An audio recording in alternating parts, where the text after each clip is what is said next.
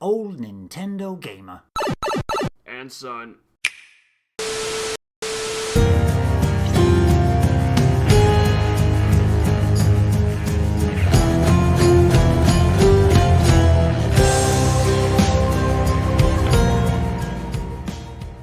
Now, listeners can throw us a question by getting in touch with us at our N-E Café Twitter account, at N-E Café 2, searching for us on the N Europe forums, Facebook or Instagram at N-E Café Podcast. Get on one of those and drop us a question, just like Sam did. And this week, Sam has asked us, what is your favourite game to grind experience in? If it's an RPG. Or just play for a little bit without, a kind of relaxing game, even though you've probably played the game many times before. And then Sam tells us what his is. For me, it would be Phantasy Star Online, episodes 1 and 2 on the Nintendo GameCube. But you probably knew that already, that I'd like his favourite gaming grind, basically. So who wants to get us started? Nick, do you want to tell us about just one game that you like to grind through? I actually picked up Phantasy Star Online 2 on Steam because it was free. So I downloaded it and it installed. It's quite a big file, quite a few gigabytes, and I'll probably, one day give it a go. But yes, it's there. It's free on Steam. So I don't know if it's still free on Steam, but it was when I picked it up a month or two ago. My favourite grinding game is gone. I don't play it anymore because of China. So Rocket League was my big grindy game, and it was over 1,000 hours in 2 or 3 years from the moment it came out on the Switch, which was I think 2018, early 2018, could be wrong, but that was what I used to just, if I wanted to relax, I could spend 2, 3, 4, sometimes 5 hours just sat playing Rocket League, and I enjoyed it a lot. But with the whole Epic Games thing, I decided to opt out of playing any more Rocket League. I wasn't really getting anywhere anyway. I was stuck in the sort of beginning of Diamond, and I didn't have the time or the patience to learn the advanced techniques, and I didn't want to give any information or money to Tencent. So as soon as the update dropped, I think it was on the 18th of September or the 17th, I just deleted it and forgot about it, really. And I haven't really missed it. I mean, there are times when I do want to just, play a match or something like that, but I'm not that bothered anymore. I'm over it now. Greg, are you still grinding on Rocket League? I do actually dip in now and again. Like, the new icon, if anything, makes me want to delete it because I hate it. It's, like, whenever they went free to play, like, they changed it. That was sort of like a white background in Rocket League, and that was absolutely fine. But now it's like Season 2, and it just plastered like Season 2 over the logo, and it looks trash. Like, so. For a while, Rocket League was my sort of go-to for a bit on the Switch, like, because it's just one of those games that's just easy just to flick on, have a couple of matches, and then if you want to play something else, fine. But more often than not, you end up staying around for a bit longer. Yeah. But yeah, the magic kind of disappeared on that one for me. But like for me, like I absolutely hate grinding in games. It's like it's a kind of a waste of time. Like it's the thing that kind of puts me off RPGs. Like I sort of like whenever I played Xenoblade Chronicles on the Wii, it was one of those games where it was like, right, this is sort of not my usual type of game, but I'm determined to make it through to the end. And there were several times in that game where it was like I just could not get past the boss or whatever, and was having to like grind, and like, because I had that determination to beat it and sort of like prove something to myself almost, it's like I persevered with it. But generally I hate doing that sort of thing. So my sort of go-to game is basically what my go-to game has been ever since I was young. Like my brother and myself and like my friends and stuff, the go-to game was always like a football game, whether it be ISS or obviously more recently Pro Evolution Soccer. So that's the game we play all the time. Like anytime I'm at my brother's house, it's always Pro Evo we put on. Like we don't even go searching for any other multiplayer games or anything. Like maybe the odd time we'll go like, oh, do you want a game of like golf or something? Like, but every time it's always Pro Evo, and I can't really see that changing. It's just like even now, like if I'm myself, like I just stick it on and play a game online for a bit. Like, all good. Can't beat it. I think it's the same for me with Pro Evo. Like, I don't like playing football games online, but before Rocket League came along, I always had like a really long Master League season going. And I would just, when I wanted to relax, I'd just sit down and play 2 or 3 matches in the Master League. And, you know, I was in some games, I was up to season 6, 7, 8, and just basically just using it to pass the time, but constantly progressing. And I think sports games are really good for that. Like, I've got Motorsport Manager on the PC as well. I'm in like my 6th season as McLaren or something like that. And if I just have a couple of hours when I want to do something different, I'll just stick it on and play it. Golf games as well are great for that. Any sports games are really good just for doing that sort of thing, passing the time. And for me personally, I don't like to play them online. It's just a career mode that I can just keep progressing and progressing and progressing without any pressure or any specific goal to finish it. It's just, I'll play this and do something. Yeah. In that kind of vein, sports games as well, I suppose the most recent one for me is Pure Pool. Mm-hmm. I've been turning that on. It's kind of like, you know, not every day, but I say like 3 or 4 times a week before I go to bed, have a couple of matches, progress the career mode in that, you know. And I'm quite a stickler for finishing all those little stars off in every match before I move on to the next one. Unfortunately, I've got to one now where you have to, for example, win a game without going over 30% of power on a single shot during that game, and it's like that how do you do the 30%? So basically you just tap in everything and then you're losing the game. Very difficult to pull that star off, so I think that's the only star I haven't got yet. There was another one that took me quite a while, so it is a grind. Pot 2 balls in one shot, and that's luck. You got to have the balls lined up in the correct way. I must have played it's on a pool table, this one, 8-ball pool. I must have played that game about 25 times just to get that double potted ball and get the star. So I guess those kind of games I find very relaxing, whether they're online or whether I'm pushing that kind of career mode.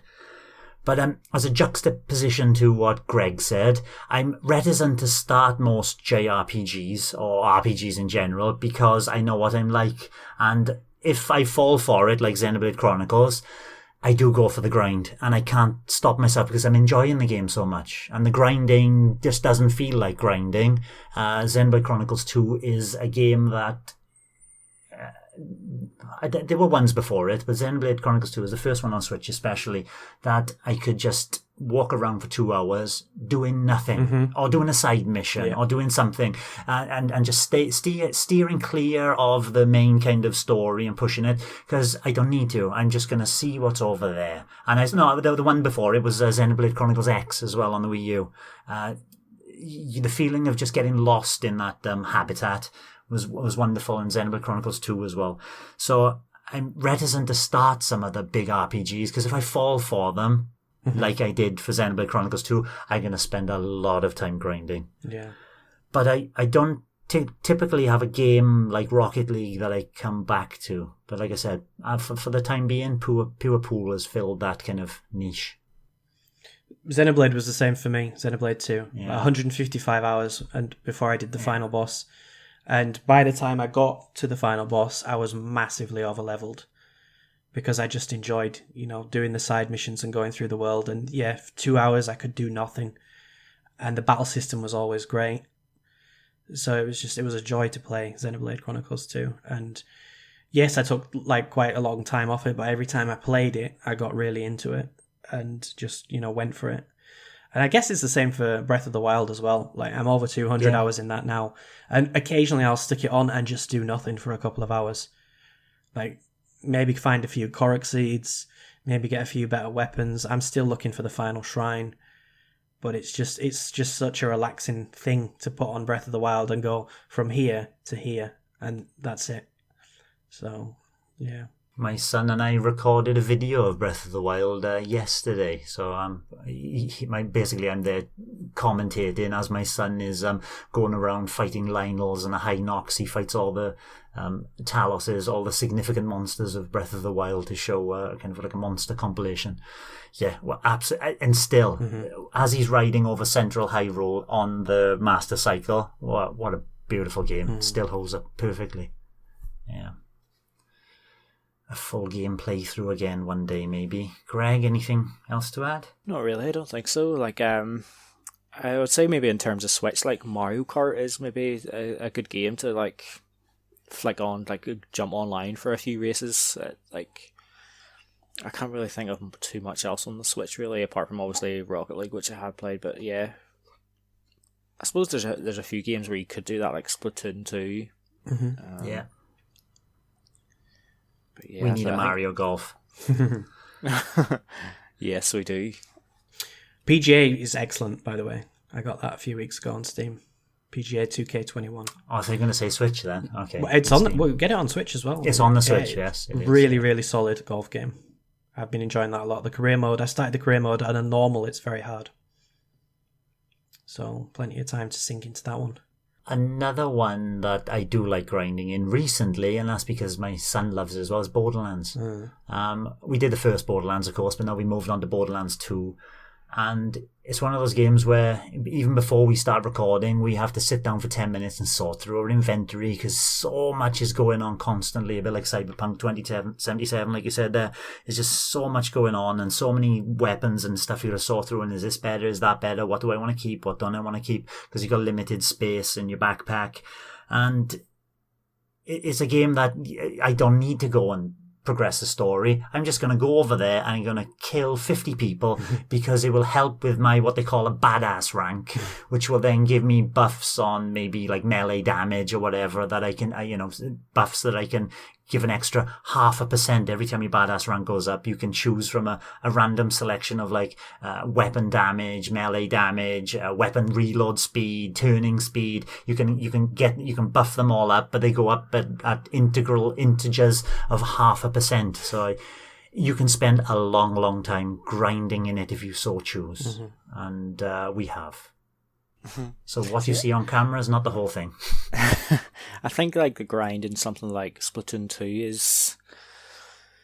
it's like, for me when I'm playing a game generally, it's like a large part of the appeal is like doing all these challenges and getting to the end of a game. Whereas if you're playing something like Splatoon 2 multiplayer online, like you're basically just seeing like a number or your rank going up, and like it's not really, I don't really feel rewarded with that as such. And I mean that's the same obviously if you're playing Mario Kart online.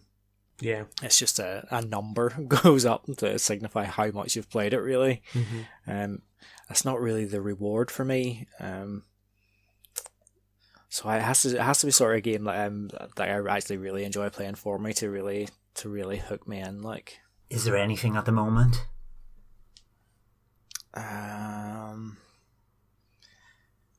No, I would say like all I'm really playing at the moment is, obviously I talked about Astro Bot today, but Pro Evo 2020, it's getting harder to find a game online actually because it is last year's version of the game. Although it actually does seem to run better on the PS5. I'm not sure what issue my TV had with it on the PS4 version, but it seems to be rectified on the PS5. So I played that a wee bit, and is there anything else? No, I kind of just find myself dipping into like Dirt Rally 2 to do a couple of races, whether it be want to like carry on with the main sort of mode with my team or whatever, or like doing a race in the classic mode, or there's like a Colin McRae sort of like retrospective kind of thing where you play through some of his races really just to sort of go through the story of what he was like over the years. So it's plenty to jump into there, but not really grindy as such. Yeah, I keep on getting emails from Steam going, hey, we get a sale on F1 and Dirt 2, and I'm like, I can't. I will lose my moniker as old Nintendo gamer and become something else. Old Steam gamer. Yeah, I honestly, like, knowing how much of a racing nut you are, like, I think once you get a taste of it on something other than a Nintendo platform, it'll be like, yeah, you'll kind of realise you've kind of been missing out a wee bit in that genre. Yep. Yeah, that's why I'm scared. But I'm scared of starting a lot of RPGs as well. Dragon Quest 11 would be another one. Played the demo there, and I grinded for well over what the demo should have been in the first area, and that was fun as well. Anything else with you, Nick?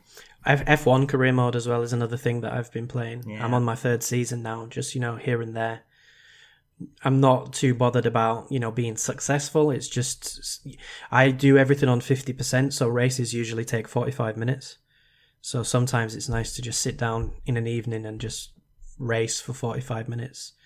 Not too bothered about the result. It's more of a sort of way to relax, really, rather than trying to beat the game, I suppose. Until Grosjean T-bones you. Just get into the rhythm, and feel one with the car.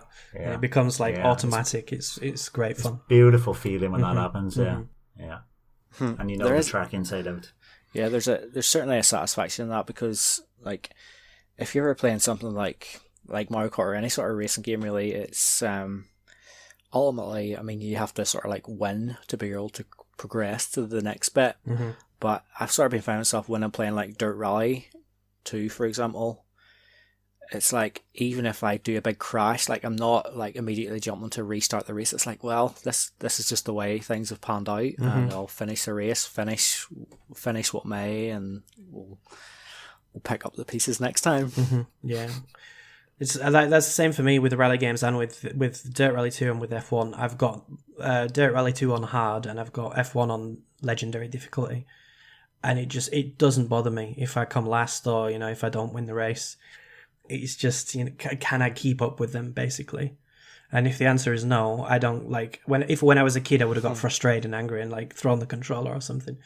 And now I just don't care. It's just chilling out, basically, for me now. The Tiffy at the back there. Yep. Okay. Any bad examples of games that include grinding? For me, Pokemon Shield was a bad example because it didn't need grinding. If you had to grind in that game, then you're doing something wrong. doing something wrong. Yeah, because it's just like I said when I reviewed it as well. It's it's one-shotting everything, and I did practically no grinding. It's going from A to B and then fighting what you needed to fight through that progression, and that was enough to get you to that, to beat the game, basically. I think for me, any RPG where the battle mechanics are not great and you have to grind, that's when I lose interest usually. Xenoblade 2, even though I grinded a hell of a lot, the battles were always interesting, always. Because you're actively engaged in hitting all the beats and stuff like that and lining everything up and setting everything up.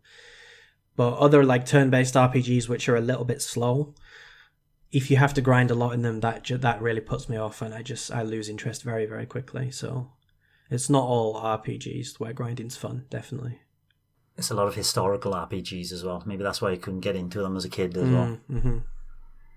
Yeah, I find when you're having to grind, it's sort of against the natural flow of the game, really. If you're not powered up enough, really, by going through the main thing, and you have to go out of your way to make your character stronger at certain points, it's I just find that generally really frustrating. The worst grind I've probably had recently actually is Super Smash Bros. Ultimate, where I kind of forced myself to go through the World of Light mode, and I had it pretty much set to the easiest difficulty, so every fight was pretty much as fast as I could make it, really. But yeah, it was just such a slog. It's way, way, way longer than it really needs to be. Yeah. I'm fortunate my son liked it enough, so I didn't have to grind. My son did it all. It certainly has some nice touches, some of the areas you go to and stuff, but ultimately it must have been about 20 hours or something. It was not worth it at all. Well, after the podcast, we'll be back to the grind, and the grind that is life, boys. Don't let it wear you down. Thanks for watching, and don't forget to hit the subscribe button and give us a like if you've enjoyed our content. You can also check out our other great content on Twitter, Facebook, Instagram, and the N-E Café podcast from all good podcast providers. Just follow the links in the description below.